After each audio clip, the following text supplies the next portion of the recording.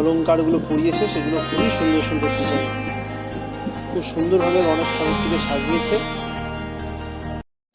Office থেকে বেরোনোর সময় সুন্দর লাইটিং দেখে এবং ঢাকের আওয়াজ পেয়ে আবার চলে গেলাম প্যান্ডেলে। আস্তে আস্তে প্যান্ডেলের দিকে এগিয়ে গেলাম এবং লাইটিং দেখতে দেখতে প্যান্ডেলের ভিতরে প্রবেশ করলাম। গিয়ে দেখলাম গণেশ ঠাকুরের আরতি হচ্ছে। আপনারাও পুরো ভিডিওটা দেখতে থাকুন।